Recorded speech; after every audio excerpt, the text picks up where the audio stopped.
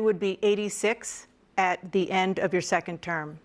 How do you address concerns about your capability to handle the toughest job in the world well into your 80s? Well, first of all, I spent half my career being criticized being the youngest person in politics. I was the second youngest person ever elected to the United States Senate, and now I'm the oldest. This guy's 3 years younger and a lot less competent. I think that just look at the record. Look at what I've done. Look how I've turned around the horrible situation he left me. As I said, 15 million new jobs, 800,000 manufacturing jobs, more investment in America, over billions of dollars in private investment in enterprises that we are growing. By the way, we brought an awful lot of people, the whole idea of computer chips. We used to have 40% of the market. We invented those chips, and we lost it because he was sending people to find the cheapest jobs overseas and to bring home a product. So I went to South Korea. I convinced Samsung to invest billions of dollars here in the United States.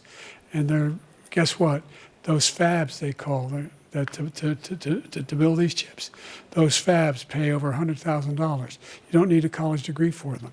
And there's billions, about $40 billion already being invested and being built right now in the United States, creating significant jobs for Americans from all over the world. President Biden, you have 40 seconds left. Would you like to add anything? Yeah, I would. The idea that somehow we are this failing country. I never heard a president talk like this before. We're the envy of the world. Name me a single major country president who wouldn't trade places with the United States of America for all our problems and all our opportunities. We're the most progressive country in the world in getting things done. We're the strongest country in the world. We're a country in the world who keeps our word, and everybody trusts us, all of our allies, and those who he coddles up to, from Kim Jong-un, he sends love letters to, and Putin, et cetera. They don't want to screw around with us. Thank you. Former President Trump, to follow up, you would be 82 at the end of your second term. What do you say to voters who have concerns about your capabilities to serve? Well, I took 2 tests, cognitive tests. I aced them, both of them, as you know. We made it public. He took none. I'd like to see him take one, just one, a real easy one. Like go through the first 5 questions. He couldn't do it. But I took 2 cognitive tests. I took physical exams every year. And, you know, we knock on wood wherever we may have wood, that I'm in very good health. I just won 2 club championships, not even senior, 2 regular club championships. To do that, you have to be quite smart, and you have to be able to hit the ball a long way. And I do it. He doesn't do it. He can't hit a ball 50 yards. He challenged me to a golf match. He can't hit a ball 50 yards. I think I'm in very good shape. I feel that I'm as in good a shape as I was 25, 30 years ago. Actually, I'm probably a little bit lighter, but I'm in as good a shape as I was years ago. I feel very good. I feel the same.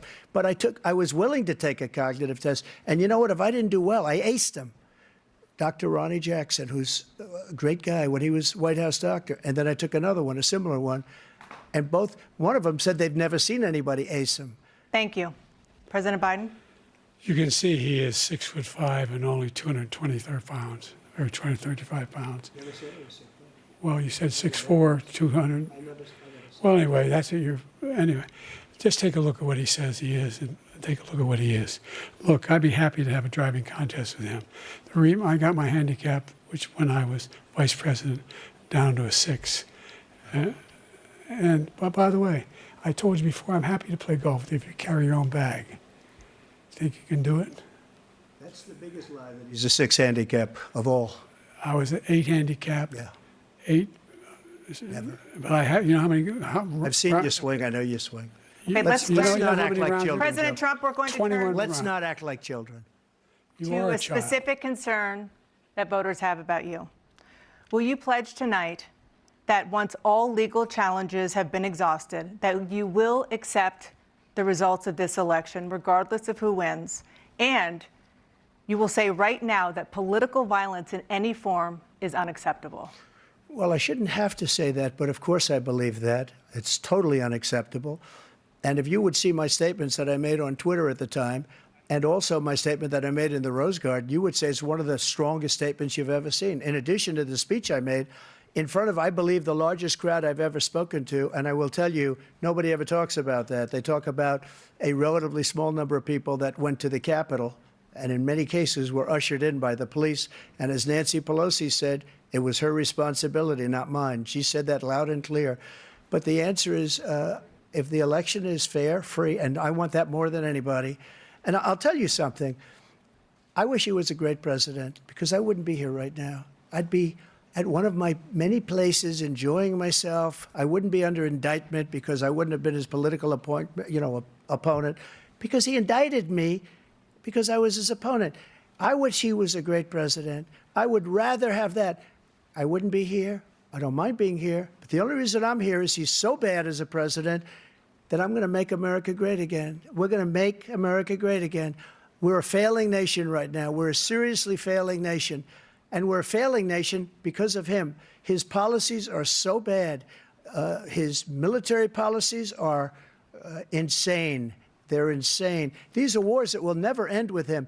He will drive us into World War III, and we're closer to World War III than anybody can imagine. We are very, very close to World War III, and he's driving us there. And Kim Jong-un and President Xi of China, Kim Jong-un of North Korea, all of these, Putin, they don't respect him. They don't fear him.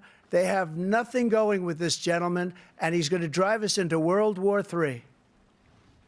You want a World War III, let him follow and win, and let Putin say, do what you want, NATO. Just do what you want. There's a thing called Article 5. An attack on one is an attack on all, and required response. The idea, I can't think of a single major leader in the world who wouldn't trade places with the job I've done and what they've done. Because we are a powerful nation. We have wonderful people. It's because of the people, not me. It's because of the American people. They're capable of anything, and they step up when they're needed. And right now, we're needed. We're needed to protect the world because our own safety is at stake. And again, you want to have a war, just let Putin go ahead and take Kyiv, make sure they move on, see what happens in Poland, Hungary, and other places along that border. Then you have a war. President Trump, as I come back to you for a follow-up, the question was, will you accept the results of this election, regardless of who wins? Just to finish what he said, if I might, Russia, they took a lot of land from Bush. They took a lot of land from Obama and Biden. They took no land, nothing from Trump, nothing. He knew not to do it. He's not going to play games with me. He knew that. I got along with him very well, but he knew not to play games. He took nothing from me. But now he's going to take the whole thing from this man right here.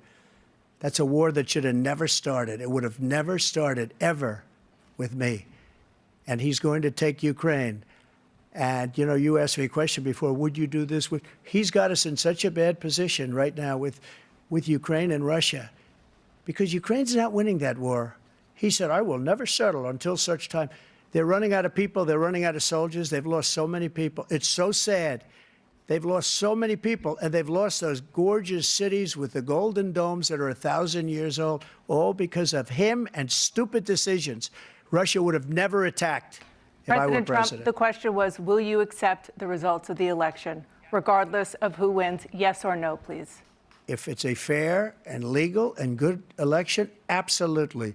I would have much rather accepted these, but the fraud and everything else was ridiculous. And if you want, we'll have a news conference on it in a week, or we'll have another one of these in a week. But I will absolutely, there's nothing I'd rather do. It would be much easier for me to do that than I'm running again. I wasn't really going to run until I saw the horrible job he did. He's destroying our country. I would be very happy to be someplace else, in a nice location someplace. And again, no indictments, no political opponent stuff, because it's the only way he thinks he can win. But unfortunately, it's driven up my numbers and driven them up to a very high level because the people understand it. Well, let's see what your numbers are when this election is over. Let's see. You're a whiner. When you lost the first time, you continued, you appealed and appealed to courts all across the country. Not one single court in America said any of your claims had any merit, state or local, none. But you continue to provoke this lie about somehow there's all this misrepresentation, all this stealing. There is no evidence of that at all. And I tell you what, I doubt whether you'll accept it because you're such a whiner. The idea if you lose again, you accepting anything, you can't stand the loss. Something snapped in you when you lost the last time.